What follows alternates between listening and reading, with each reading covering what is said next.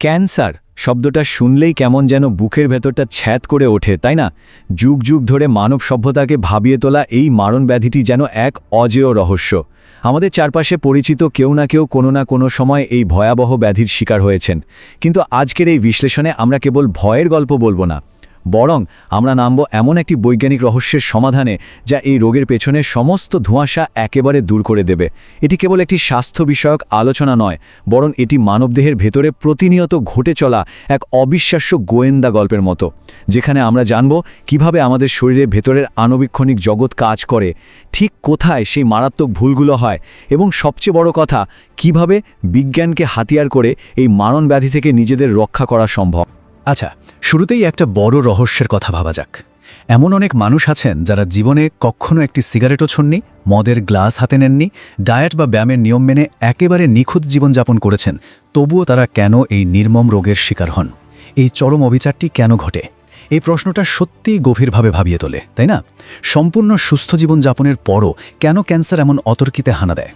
এই জটিল রহস্যের উত্তর খুঁজতে হলে আমাদের বাইরে তাকালে চলবে না, বরং প্রবেশ করতে হবে আমাদের শরীরের একেবারে আণবিক স্তরে, আমাদের অতি ক্ষুদ্র কোষের ভেতরে।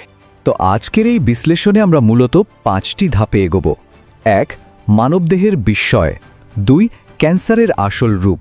3. মিউটেশনের মূল কারণ। 4. ক্যান্সার প্রতিরোধের 5টি উপায়।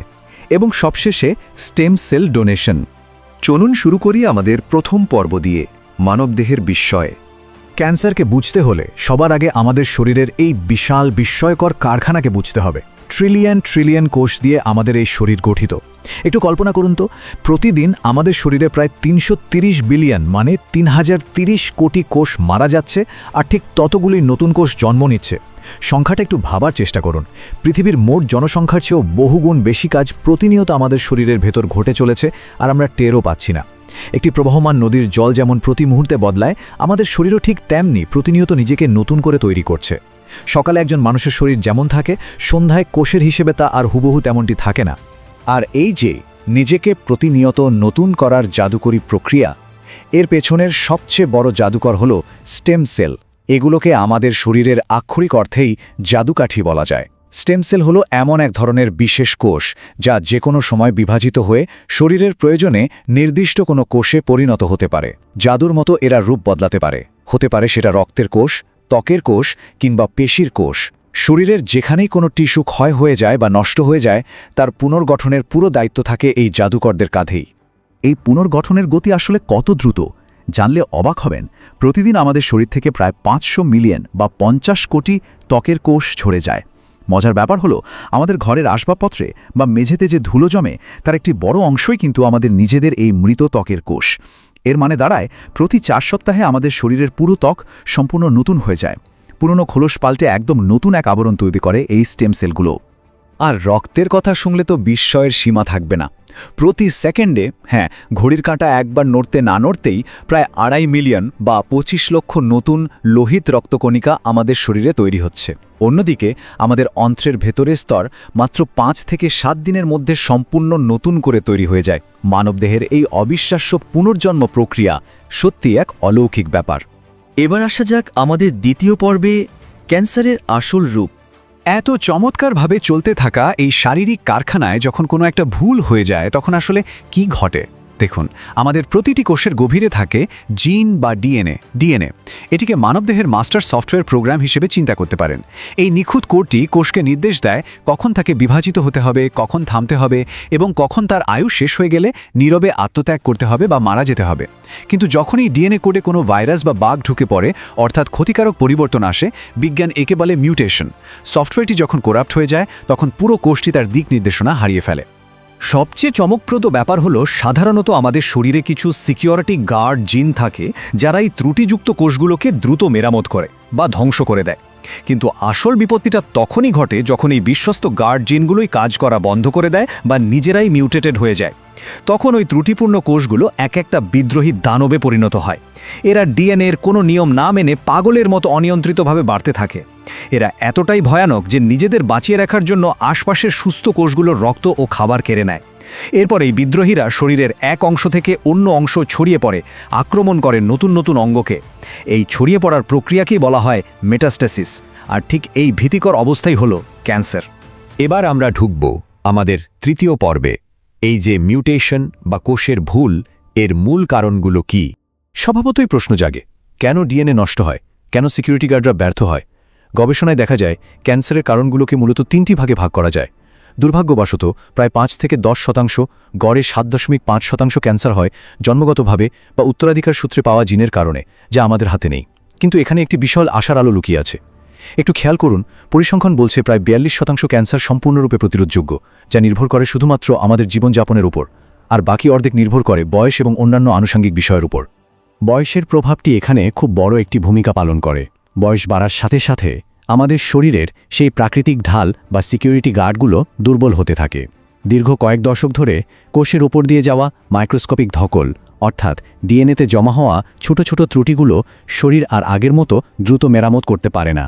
বছরের পর বছর ধরে জমা হওয়া এই ক্ষতিকর পরিবর্তনগুলোই একসময় ক্যান্সারের রূপ নেয়। আর ঠিক এ কারণেই দেখা যায় ক্যান্সারের প্রায় 90% রোগীর বয়সই 50 বছর বা তার বেশি। যেহেতু আমরা দেখলাম 42% ক্যান্সার ঠেকানো সম্ভব, চলুন এবার আমাদের চতুর্থ পর্বে ক্যান্সার প্রতিরোধের 5টি উপায় জেনে নিই। তার মানে দাঁড়াচ্ছে এর নিয়ন্ত্রণ অনেকটাই আমাদের নিজেদের হাতেই। বিজ্ঞান আমাদের দেখিয়েছে কিভাবে আমরা নিজেদের চারপাশে 5টি সুনির্দিষ্ট সুরক্ষার বলয় তৈরি করতে পারি।